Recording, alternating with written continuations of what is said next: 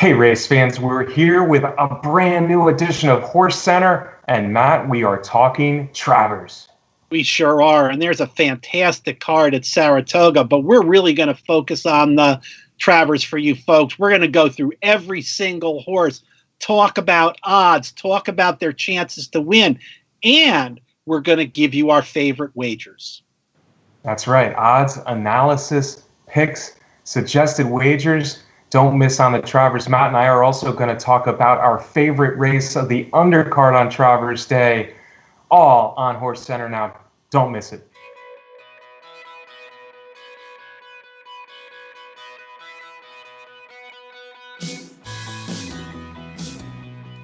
Welcome to another edition of HorseCenter, everyone. I am Brian Zipsy, and as always, I have the fantastic pleasure of being joined by my co-host to the East Coast. That's Matt Schiffman. How are you today, Matt? I'm good, Brian. I am anticipating the much-anticipated Travers this weekend.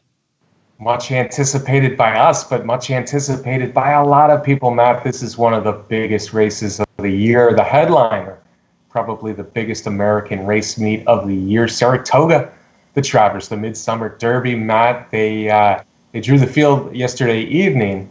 And we have, as we suspected, a full field. It's 11 three-year-olds going a mile and a quarter, $1.25 million Travers. Matt, how about we run down the field one by one? Yeah, let's do that with this eclectic 11. Eclectic 11. Hey, Matt, the rail horse is going to be one of the real long shots of the field. Trigger warning, well-bred Windstar bred horse, Candy Ride, a son of Candy Ride. Trigger Warning has shown some tenacious racing the last two times out in the Midwest in the Ohio Derby, and then most recently, a very good second in the Indiana Derby. That's for sure, Brian. I don't think that we're looking at this horse to win the race and probably not even to hit the top three, but the horse has shown a lot of speed, and that could be a factor in the race. Yeah, he's won sprinting, of course, pretty fast times, and that Indiana Derby was where he really prompted that pace, set the pace down in the Indiana Derby, and almost stayed there the whole way. I'm with you, Matt. Trigger Warning is a long shot for a reason. Although he's shown serious improvement of late, I don't see him sticking around for the Trifecta, Superfecta in all likelihood, but a pace factor. Absolutely, especially from the rail. Yep. Number 2, Wonder Gadot, Matt. The horse I think everybody wants to talk about. Wonder Gadot, the filly, the Canadian-bred filly, is on a roll. She certainly is, Brian. And, thinking about this race a great deal and how it's going to play out, I get in my mind, ultimately, is the Travers going to turn out to be the kind of race that the Alabama was? Going 10 furlongs, we're going to be looking for horses that can handle the distance, and they're going to be the ones that are around at the end, like happened in the Alabama with Eskimo Kisses. I don't know, but certainly you have to think about it, and if you're thinking that way, with Wonder Gadot, the filly, one thing we know for sure is that she can get the distance. Class difference, etc., but she's going to be running at the end. Yeah, that's true, Matt. She got blinkers in her last two starts, 2 big wins. The Queen's Plate, the mile and a quarter, the biggest, the Canadian version of the Kentucky Derby, if you will, and then she came back. And that was, by the way, on the top of the track, a synthetic surface up at Woodbine. And she came back and got mud in the second leg of the Canadian Triple Crown, won just as easily. In fact, the same 2 horses ran second and third in both races, either showing that the form carried over for the Queen's Plate or perhaps showing that those are just the next best 3-year-olds in Canada this year, Matt. The competition was definitely not at this or even really close to this level. But on the other hand, distance, since blinkers, she looks very good. She showed class here, certainly in America previously. Are you worried all about Mark Casse? Mark Casse has not had a good run at Saratoga, and I'm not just talking about this year. Yeah, that's true. His record the last couple of years, including this year, with a lot of starters and not that many winners at Saratoga. I don't know, Brian. Ultimately, I wouldn't put her in my top 3 or 4 to win the race, but do I think she's got a chance to get into the trifecta and the superfecta? I would say yes. Well, we have been talking about the class of the 3-year-old fillies this year, Matt. There's a number of good ones, and it certainly looks like a strong crop, and she is a huge part of that big crop. So it could come down to how you rate the fillies against the colts this year. She's not the best 3-year-old filly in the country. I think that's Monomoy Girl, but she's up there. And the best 3-year-old colt of the year, Justify, is not in here, but many of the rest of them are. So can a top filly beat a full field of top boys? We're going to find out. I'm with you a little bit. I just worry that the competition she faced in Canada was so much weaker than she'll find Saturday at Saratoga that it's hard for me to bet her. The daughter of Medagliadoro, though, I have a lot of respect for her, and in not betting her, part of that, I think, is the odds, Matt. Trigger Warning will be a bomb, but Wonder Gadot, to tell you the truth, I could see her being the second choice. I think the morning line odds maker did a good job with this Travers morning line. But I wonder, I think her and Gronkowski are battling for second choice here. She's going to get a lot of play. A lot of people want to see her do well, and she deserves to get play. But 4 or 5 to 1, I'm not sure she's worth the odds for me. Yeah, I agree with that last piece of the discussion, Brian, and that is even at 5 to 1 on the morning line, that price probably isn't in the range that I'd like to see. If she was 8 to 1, 10 to 1, that would be a whole different story. But we'll talk a little bit more about how we're going to wager on the race after we run through the field. Agreed on her value in here, Matt. And then the morning line second choice is right outside her, Gronkowski. If Wonder Gadot is a bit of a wild card in here, being the filly going against the boys, certainly Gronkowski, the morning line second choice, 4 to 1. I think that's about right. Again, I kind of put him in the 4 or 5 to 1 range, right with Wonder Gadot. Not sure which one will be the second choice. Comes from the big Saratoga barn of Chad Brown. He wins a lot of stuff up at Saratoga, of course, as well as everywhere, but especially Saratoga. Gronkowski's only had one race in America. Remember, they tried to run him in America in the Wood Memorial, then the Kentucky Derby didn't work out. They finally got him in a race in America on dirt, and he ran a big race, Matt. That second in the Belmont, behind only Justify, was awfully good. It was awfully good, and I will admit that it surprised me in that race. I didn't expect to see that kind of performance, running second, and it was a nice second to the Triple Crown winner, Justify. That changed my whole outlook on Gronkowski. And now Chad Brown has had the horse. There's a little setback in there between the Belmont Stakes and the Travers, but according to Brown, Gronkowski is training phenomenally, and that means I've got to pay attention. Fair enough. Again, I worry about the value. Looking at Gronkowski as a second choice, possibly a third choice in here, given only one race, and that he hasn't run since the Belmont. I think it's always a little tough to come out of a layoff or to come out of a mile-and-a-half race. Having said that, we both liked what he did in the Belmont. He came up the rail. Maybe he got a slightly easier trip in the turn and in the stretch than Vino Rosso or Hofburg per se. But on the other hand, he didn't break great, made up quite a bit of ground. Belmont, by all accounts, was a good performance, and it shows that he would handle the distance here. 1.25 miles at Saratoga is taxing. So Gronkowski, certainly a threat. And again, 4 or 5 to 1 is what I see him at in the Travers. The 4-horse, Matt, I think will be higher than the morning line. The 4-horse was flying at the end of the Preakness to be second.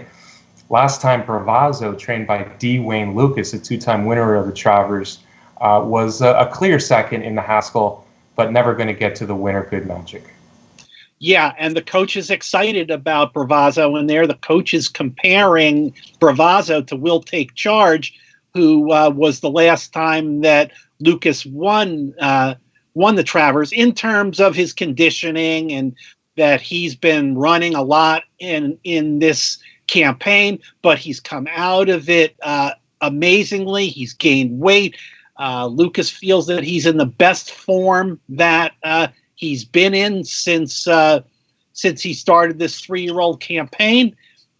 He's one, Brian, that I think is going to be running at the end. I think Bravazzo will get the 10 furlongs, will be passing tired horses. The price is going to be good because Wonder Gadot and Gronkowski are going to be taking too much money. Bravazzo is a horse that I am going to use in my exotic wagers. Still, do I think he's going to win? I'm going to say probably not, but second, third, or fourth, I like him. Yeah, I'm not going to disagree, Matt. No horse is running more stakes races as a 3-year-old this year than Bravazzo. He was in all 3 legs of the Triple Crown. Certainly the Preakness was the best, but he's run enough good races this year to certainly consider him. I kind of like the prep. Lucas has remarked several times, we can't always believe what the trainers say. They generally like their horses going into a big race, but Lucas has definitely liked how Bravazzo has bounced back from all those Triple Crown attempts. Good prep in the Haskell, where he was running at the end of that 1 1/8 race. And a lot of what you said. I like the breeding for 10 furlongs. I guess he's pretty well proven at it already. Plus the odds. Morning line says 12-1.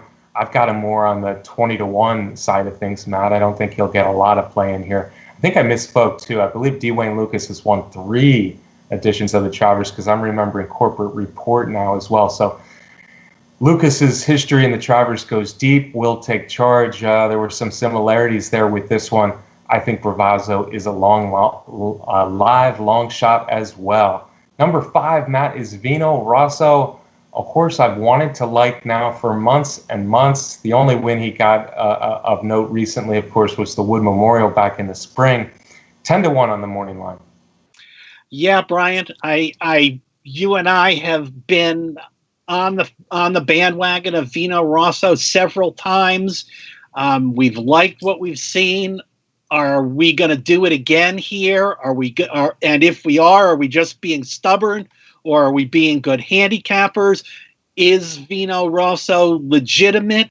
Pletcher himself said that he's a bit of a wackadoodle in some ways, but at the same time, he feels that if he can pull all the pieces together, that he's a threat to win this race. And I agree with that. I mean, we saw Vino Rosso make a really, really strong move at the end of the Jim Dandy after kind of spacing out in the beginning of the race.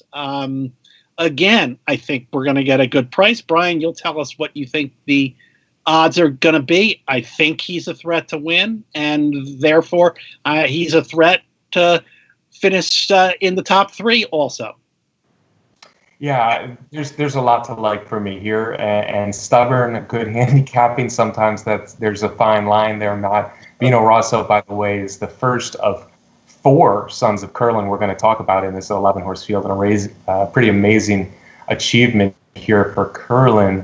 Kind of Scat Daddy-like from the Derby. Curlin brings 4, the Hillendale 2-time Horse of the Year. I like Velasquez on him. I think Vino Rosso has struggled to be focused during his races, and I think 1 1/4 miles fits him really well.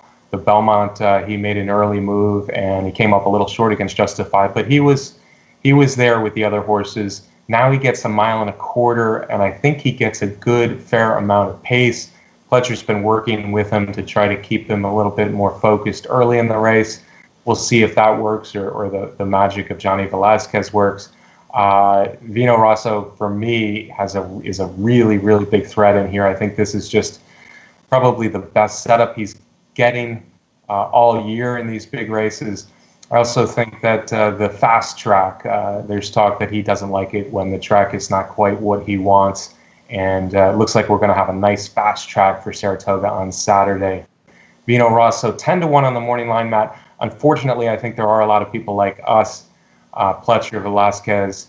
I think Vino Rosso is going to get bet a little bit more. He could be the fourth choice. I have more in the 7 or 8-1 range, but 7 or 8-1, hey, that's not bad at all. Number 6 is Meister, a horse very few of us know about, Matt. He comes from the barn of Steve Asmussen, 30-1 on the morning line. I think he's even higher than that in reality. Oh, I think so. Maybe all that we need to say is that in his last race, he finished 5th in an allowance race at Saratoga. Okay, so he's got a race over the track, but I'm ready to move on to the next one. Yeah, I guess the reason why Asmussen hasn't been here is he won a 1.25 mile maiden race after several losing maiden race tries at Churchill Downs. The 1.25 mile race looked good, looked like he was just blowing by the field. So he's a 1.25 mile horse, the son of Bodie Meister, but too much class in here to really give Meister too much consideration on my end as well, Matt. Number 7 is King Zachary, and he is the only entrant from Dale Romans who could have run Mr. Freeze, but Romans is sticking with King Zachary as his lone entrant in the Travers. Yep, and Dale Romans had quite a crop of 3-year-olds that have run this year on the Derby Trail and then afterwards.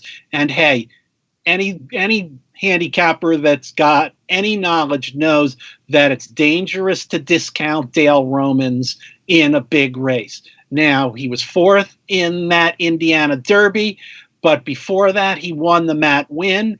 If King Zachary comes back to that Matt Win kind of race, he's going to be dangerous, and here dangerous to get a piece of the pie, and I think at pretty good odds.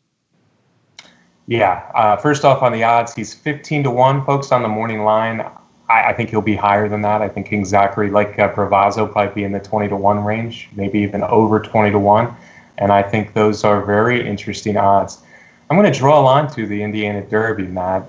First off, Roman said he came back with some blood in the nostrils, so there was a little bit of bleeding for King Zachary up there in Indiana.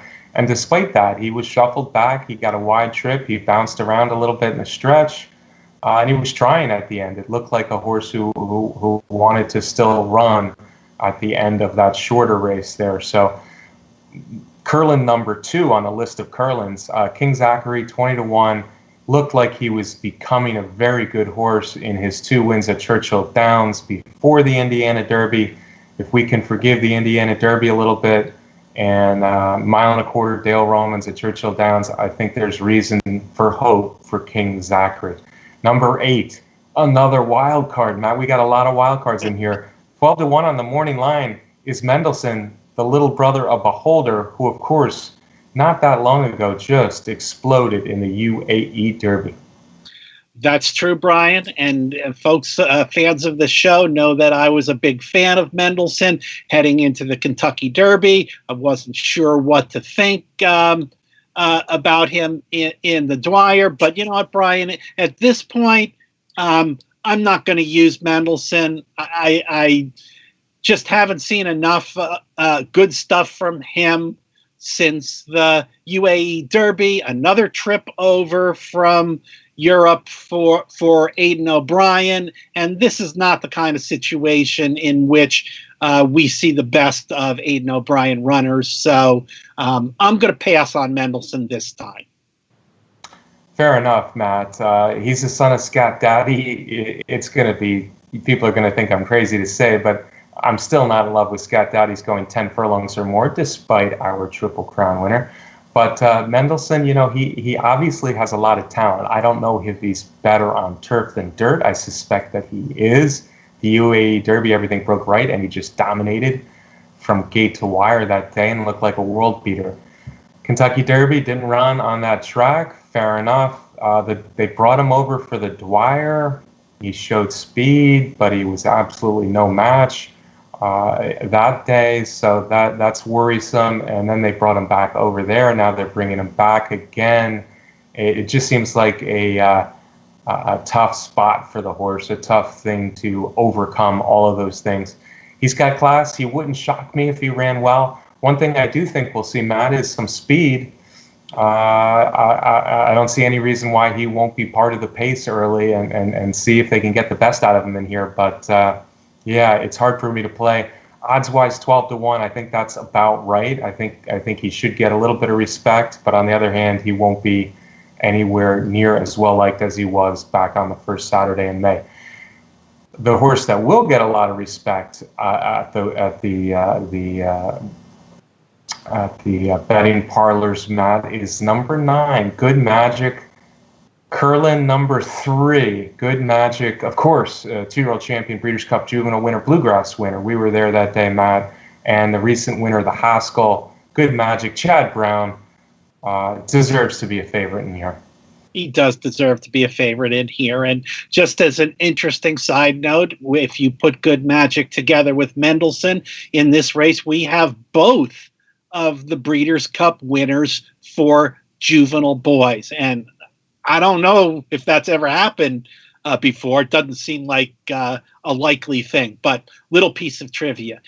Yes, Brian, Good Magic is a deserving favorite in here for his performance in the Triple Crown races, for his win in the Breeders' Cup Juvenile, for his win in the Haskell. He's a deserving favorite. Chad Brown wants to win the Travers more than any other race that he has not won to date.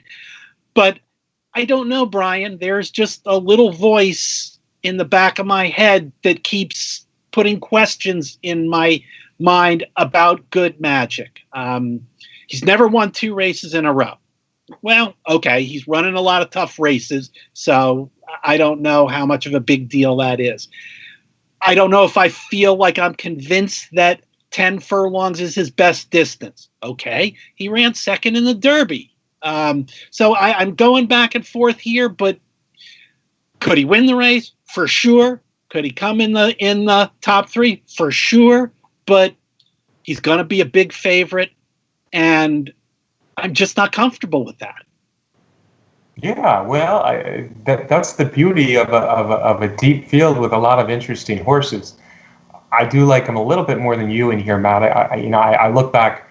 Just you could say he hasn't won 2 in a row, but he was second in the Champagne, second race of his life, the Kentucky Derby. Obviously, how good was the Preakness? He went head and head with the undefeated Triple Crown winner and got beat about a length.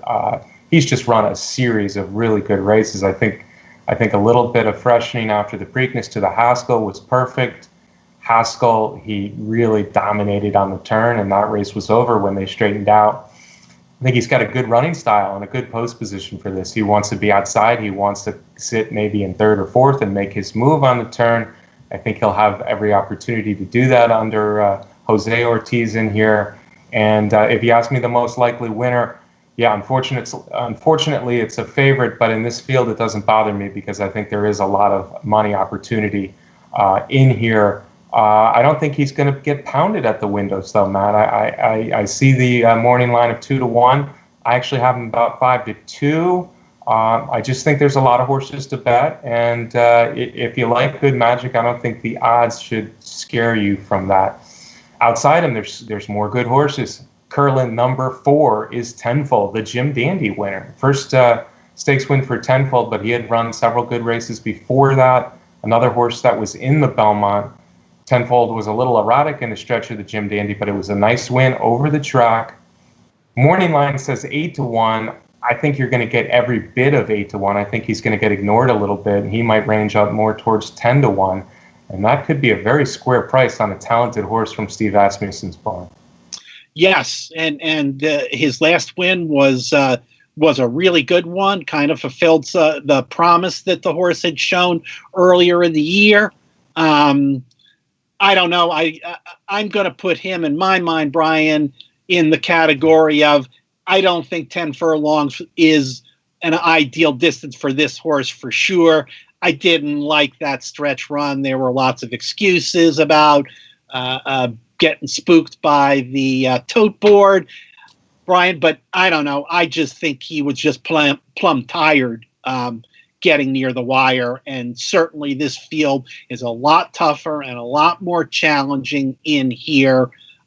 So Tenfold is not a horse that I'm going to be using. Okay, well, you're taking a stand against Tenfold. He scares me a little bit, but I'm not going to love him in here either. I think Vino Rosso did not run his best race in the Jim Dandy. I do like Vino Rosso going better than him at 10 furlongs, like you said.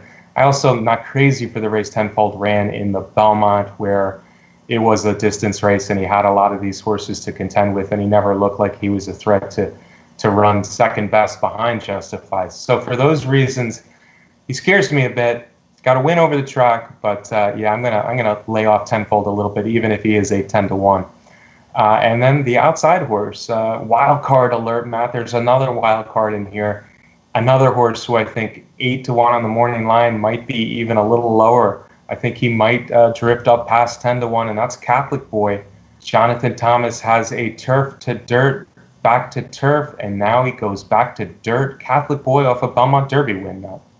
Yeah, talk about wild card with this one. There is no question that his last two races on the turf have been absolutely huge, including his last win in the Belmont Derby at the 10 furlong distance. He goes in the category of, for sure, this horse can handle the 10 furlongs. The question is, how do those dirt races stack up? He won the Remsen early on the Derby Trail in an impressive fashion, but then in the rest of his dirt races, they were not so good and couldn't find the winner's circle. Was it a matter of him really preferring the grass over the dirt, or has he just matured and gotten better as this year goes by? Maybe it's a little of both. Maybe it's just the maturity, and if it's just the maturity, and he can run a big race on the dirt, he's dangerous because he can handle the distance. Could he get a piece of it? Yeah. Could he win it? Yeah. I'm not throwing Catholic Boy out. Yeah, we sound like a broken record here, Matt. And sorry, we're not narrowing down by throwing more horses out, folks, but this is just one of those races where there are a lot of interesting horses who are coming from different types of things and who could run a race in here. Catholic Boy is not a horse I'll be using, frankly, because I do believe that he's a little better on turf than dirt. Having said that, you throw out the Florida Derby, Gulfstream Park's a track that not everyone likes. His dirt form does look pretty good. So, yeah, Matt's right. He's dangerous in here. 11 hole, more than ready. Castellano. Yeah, I could definitely see him getting into the picture at some sort, but I just don't see him flourishing on the dirt. Was his Belmont Derby good enough to win this? Maybe not, but I'm going to say he's not quite as good on dirt as turf. So he's not one of my favorites, but another one I'm scared of. That's it, folks. That's the field. 11 horses for the Travers. Stay tuned. Matt and I are going to give you our picks and our wager suggestions coming up next.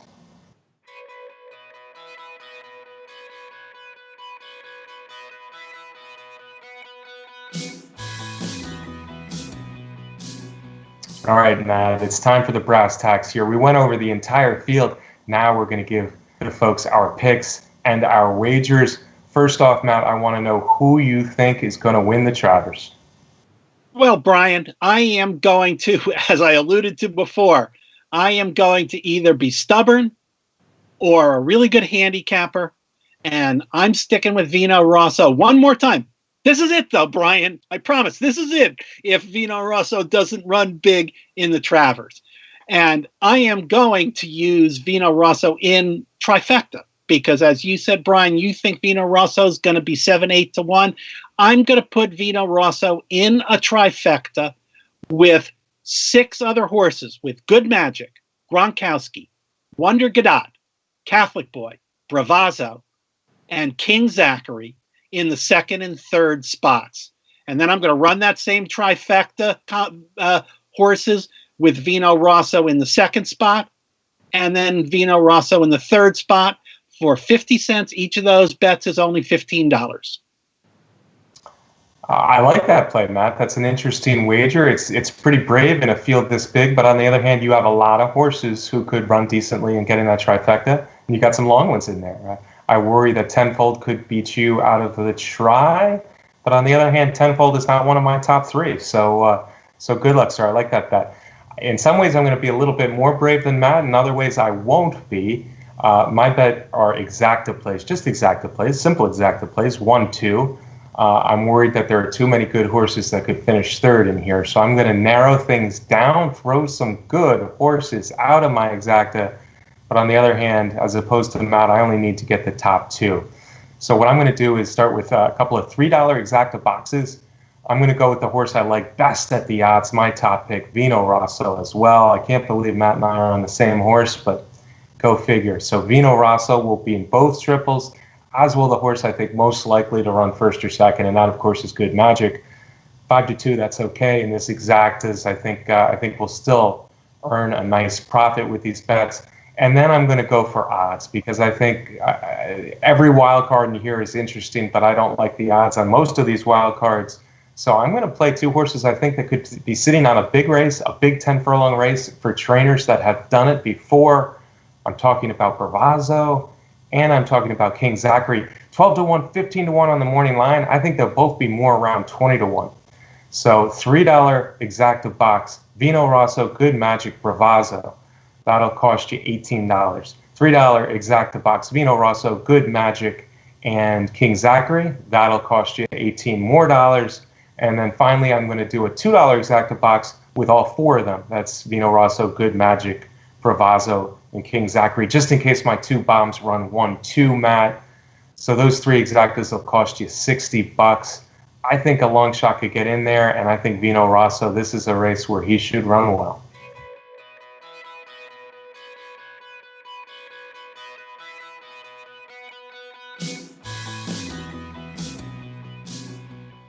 All right, Matt. Of course, the show was the Travers preview. We really ran down the Travers pretty well. Hopefully, we gave out some good winning tickets so our viewers can join us and win some money on Saturday. But there's one other race that I think we can't forget about Saturday.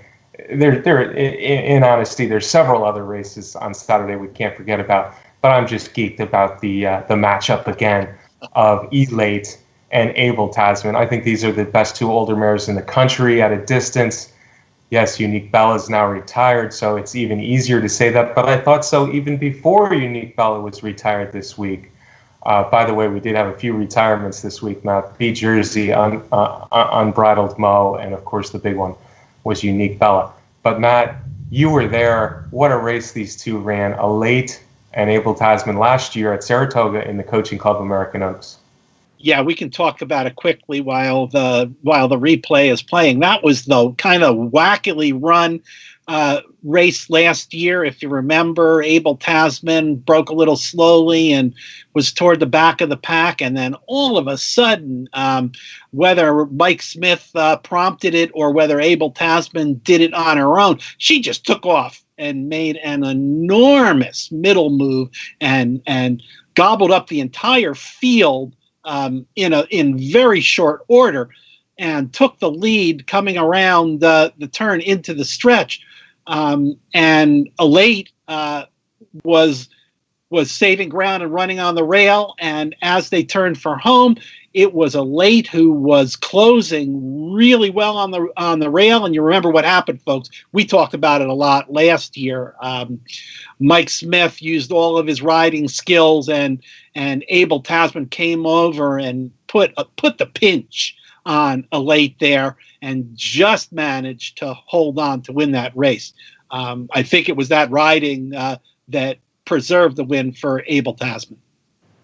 Yeah, Matt, quite simply, the Coaching Club American Oaks, Elate was more of an up-and-comer at that point. Abel Tasman was a proven commodity, the daughter Quality Road and Kentucky Oaks winner, of course. But it was truly one of the best races of 2017. They were two of the best three-year-old fillies in the country last year. I really do believe that they're two of the best older mares this year. And in fact, as much as we've lauded the three-year-old filly division, I think these are two tough older mares that the three-year-old fillies are going to have to deal with, and that includes Monomoy Girl come Breeders' Cup distaff time, because Elate and Abel Tasman are really, really good older mares. They've both taken it easy so far this year. Elate has had one race. It was an awfully nice return in the Delaware Handicap. Abel Tasman was just a bit dull for her first race, but then in her second race, the Grade 1 Ogden Phipps was a bomb of a performance. Abel Tasman looked as good as ever there. Now they meet up again at Saratoga, the same place as last year's Coaching Club American Oaks. And Matt, I'm going to go ahead and say it. I think Monomoy Girl is most people's favorite for the Breeders' Cup Distaff.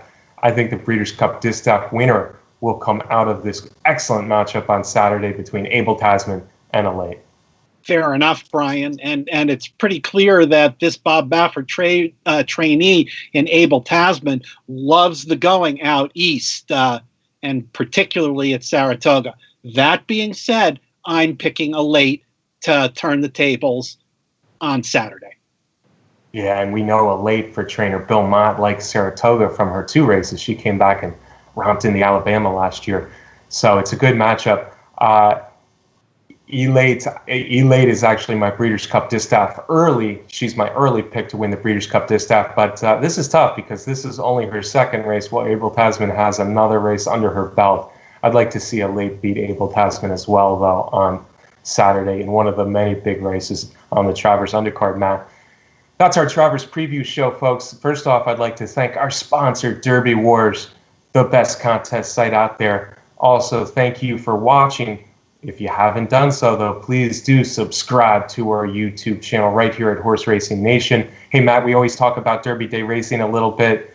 Buff Bradley tells me he thinks our filly, the Looking at Lucky filly, Looking at Lucky had a nice weekend, by the way, Matt, hint, hint.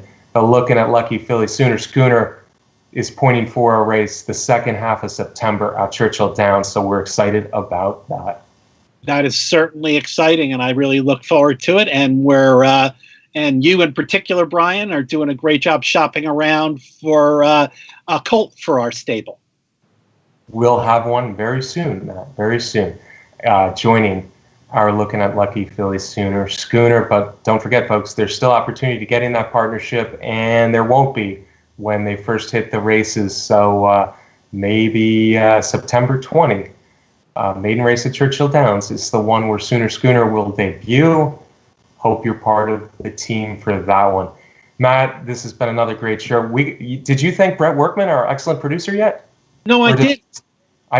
Did I just do that? No, but let me do that. As always, I want to thank our producer, Brett Workman, for putting together the show. Well, thank you for doing that. And thank you, Brett. And as we close, let's look at Looking at Lucky offspring, Matt. Let's look at Accelerate. Of course, the 5-year-old son, the well-accomplished 5-year-old son of Looking at Lucky, probably ran his biggest race to date. It was at Del Mar on Saturday. It was the Rich Pacific Classic. Accelerate became only the 3rd horse in history to sweep the Big Cap, the Gold Cup, and the Pacific Classic, and he did it in style. See you next week, folks. Field for the $1 million TVG Pacific Classic sent on their way. Accelerate did not get the best of starts. Bobble just slightly at the start. They'll Accelerate. He's in the green cap too from the outside. Roman Rosso is going to go on to lead them early. Roman Rosso, prime attraction, takes off the rail. Accelerate now back in the 3rd spot. Pavel is in 4th, gives that lead a 4-length start. The extreme outside is 2:35. Dr. Dorr and the Lieutenant contend to trail early. They're not far back. Those 6 lengths would cover the lot. Into the turn they go, and it's Roman Rosso and Flavian Pratt dictating the pace, just a sensible one. They're not flying, not crawling either. Prime attraction 2nd. Here's Accelerate in 3rd, a length and 3/4 off the leader. 2.5 back to Pavel in the 4th position. The Lieutenant in the pink is down at the rail, 2:35 on the far side. Dr. Dorr last, 8 lengths would cover the field. No change in the order. All riders happy with their position as they make their way to the half mile. Roman Rosso, Flavian Pratt just pulled down a set of glasses there. Prime attraction now goes to put the pressure on and Accelerate on the far side. Those 3 now kick on. Roman Rosso at the rail. Prime attraction between them. Accelerate on the far side. 2.5 to Pavel in 4th. The Lieutenant is 7 off them with Dr. Dorr. 2:35's dropped out. Past the 3/8 they go, and Roman Rosso's the first one to weaken. Accelerate kicks for home, and there goes Accelerate, and he's widening fast now. Prime attraction can go with him. Pavel is coming on to take second. At the top of the lane, Accelerate. Joel Rosario shaking the reins at him. He's opened up 6, 7 lengths as they turn for home. Pavel second, the others just racing for third money. And it is all Accelerate clear by double figures with a 16th of a mile to go. They said he would overwhelm this field, and he certainly has. Accelerate for John Sadler, and Joel Rosario gets his 4th. Accelerate in the Classic. It'll be Pavel second, Prime Attraction third, Roman Rosso was in behind that. And then we came back to the Lieutenant